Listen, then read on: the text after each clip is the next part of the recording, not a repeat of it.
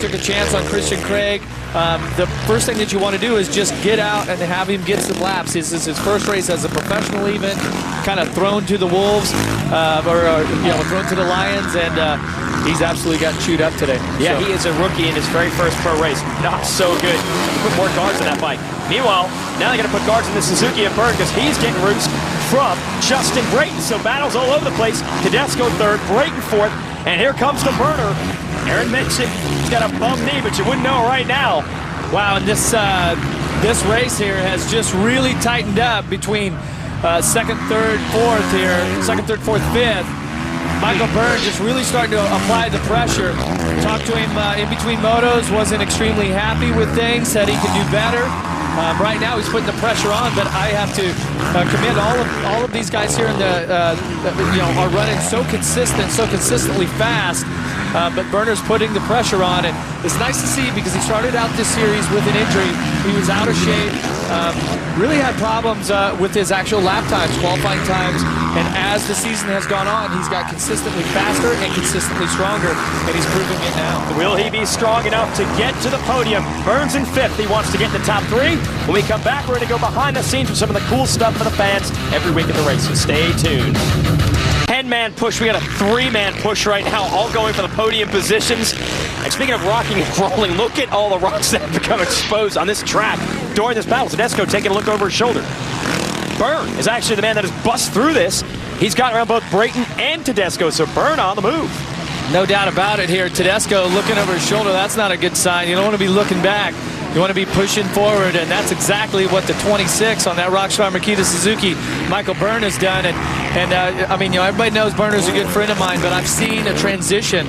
I've seen a confidence build, especially from Glenn Helen, where after the first practice, I talked to him, and he just seemed so defeated, and week after week, he's steadily gotten better. And I tell in his riding style now, it's back to a Byrne that we haven't seen for a couple years, where he's really confident with what's going on. He really has this great technique and this great style, and he's putting it to work here today at Unadilla. Man, a shoulder has got to be strong enough if you can hold on this rough racetrack. And these are 60 horsepower motorcycles. That's a lot to hold on to. Check this out. And watch this pass here. When he just scrubs the finish line jump out of the gravity cavity, gets inside of Brayton. Brayton thinks he's going to have a little line here, but Byrne just grabs the inside, hammers the throttle, picks off another position closer to the front. He's definitely looking at a podium position. All right, so there's Byrne in third, Brayton and Tedesco fourth and fifth, and let's give a shout out to Kyle Regal. The Regal Beagle, they call him, is in sixth, and he is closing the gap on Tedesco. Regal made major headlines at Millville, returning the fastest laps of the second moto, fastest laps of anyone in round two. I believe the sixth place finish there. Now he wants a piece of the top five. He is another rider in his first pro season. I believe it's only his fifth national. He didn't even race all the rounds this year. He's knocking on the door of the factory kids. Here is the 26 of Byrne.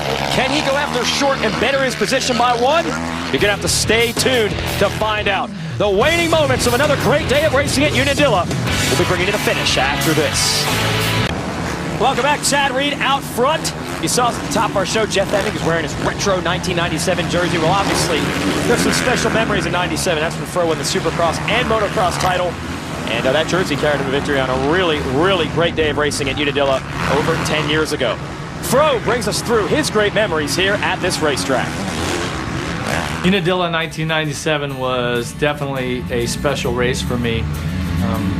I was on my way to winning my second 250 Motocross Championship at the time, and that season specifically, John Dowd and I had these incredible battles. And especially on a track like this, Dowd was really fast. Where it got rougher, he definitely excelled. And there was one of two races that year where we literally finished wheel to wheel. And I remember specifically, going for the finish line for the checkered flag in the second moto with Dowd on my wheel, and that was for the overall. So it was that close in 1997. It was awesome.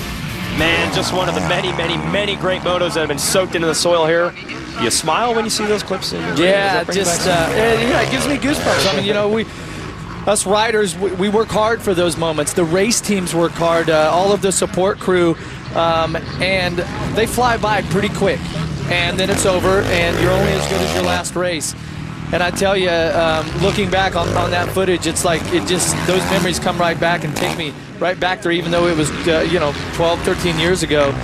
Right now, Chad Reed, 22 on the Rockstar Makita Suzuki, is en route to having a 1-1 day like that. Certainly a day that he will remember here from Unadilla, because he hasn't raced the motocross championship for a few years, and he stepped into it this year, made a commitment, said, okay, I'm going to see if I can build my program as the season goes on. And he's on his way to becoming AMA motocross champion for the first time in his career. And no doubt the memories that he's making today, if he keeps this thing on two wheels, are going to be ones that he cherishes. Yeah, he has become an unstoppable force here in this second half of the tour. Before we leave that John Dow moment, I was going to shout out to him. He's my color analyst for the arena cross shows that we cover here on Speed. So you guys are racing, and now you're both battling out with me in the booth. There must have been something about that day, that great analysis of sport. Look at Regal. Kyle Regal going after Ivan Tedesco for fifth. This kid is for real. Wow. It's unbelievable.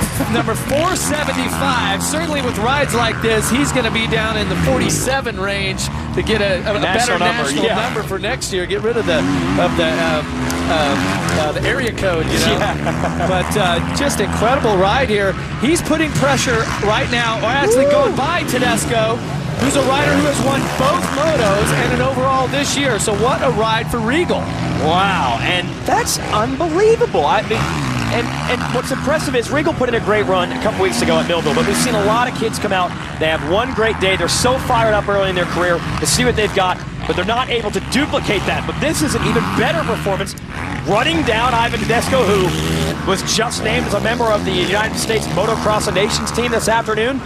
And maybe we should put Regal on there. Yeah, and it's crazy because Regal is out of Kip, Texas. He qualified 25th today. Jeez. Okay, he's backed by some great people: Merge Racing, Wisecoat, Twinner, Oakley, Garnet Answer, a lot of great sponsors. But basically, this rider's unheard of.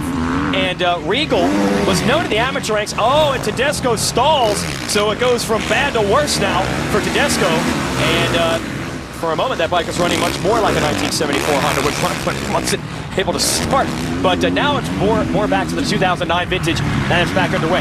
As far as Regal goes in the amateur ranks, I remember people talking about this kid would race every class he could possibly enter. There were days where Regal, they said, would go out, the GNC Nationals in Texas, they call them. He'd be racing 12, 14 motos, something like that in one day. The kid is tough, and he's proven it by coming from behind on one tough racetrack. How is that? Wow. Feeling the flow, baby. Chad Reed is dialed in. He's going to be extremely happy with how the outcome of this race went, especially because his qualifying position was so far back. He was 9th. Crazy. But he didn't panic. Yep. Kept building. Team made the bike a little better. A few adjustments. Let the lines and everything come to him. There were times that I didn't qualify the fastest, but I was confident that once the race came around that I'd be able to up my game. And that's definitely what Chad Reed's game plan has been here today. Is that this is the perfect example of letting the race come to you. That lack of panic. You ever hear Reed say that he gets arm pump and all the issues that a lot of riders deal with, which they always say comes mentally? You never hear Reed mention things like that. For better or for worse, like it or not, Reed always believes he's going to win the race. He doesn't win every one of them, but he's won quite a few just because he believes he can do it. Yeah, and this is a real lesson here because, you have Gerke's having a bad moto. Hahn is out. Tedesco's having some problems there.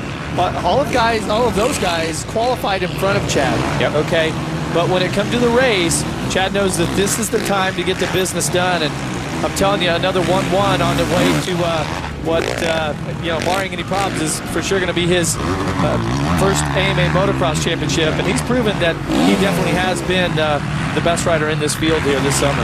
Now, Mike Alessi and Ryan Villapoto were the riders people expected to battle for this championship. Reed was a late entry into the series. Villapoto and Alessi are now with injury, but to give credit to where it's due to Reed, Jeff, you had kind of theorized as he high-fives his mechanic toward Moto. That's not outside interference.